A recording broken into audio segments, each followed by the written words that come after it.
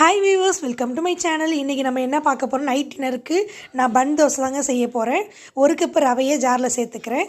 இதுக்கு 2 உருளைக்கிழங்கு தேவைப்படுது. 2 உருளைக்கிழங்கு தோல் சீவிட்டு குட்டி குட்டியாக கட் பண்ணி இந்த ஜார்லேயே சேர்த்துக்கலாம். இதில் கொஞ்சமாக தண்ணி ஊற்றி நல்லா மாவு பதத்துக்கு அரைச்சிட்டு வந்துடலாம். இதுக்கு கொஞ்சமாக உப்பு போட்டு நல்லா மிக்ஸ் பண்ணிக்கோங்க.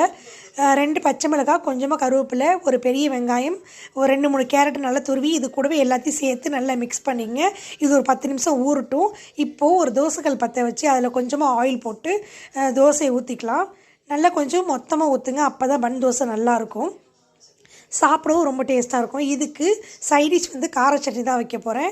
இதுக்கு ஒரு தக்காளி, ஒரு வெங்காயம், கொஞ்சமாக பூண்டு, கொஞ்சம் காஞ்ச மிளகாய், கொஞ்சமாக உப்பு போட்டு நல்லா பேஸ்ட்டாக அரைச்சி எடுத்துக்கலாம். இதை இப்போ தாளிச்சிக்கலாம். கொஞ்சமாக ஆயில் போட்டு கடுகு கருவேப்பிலை போட்டு தாளிச்சாச்சு. இப்போ பன் தோசை ரெடி ஆகிடுச்சு. வாங்க எல்லாருமே சாப்பிட்லாம். பாய்.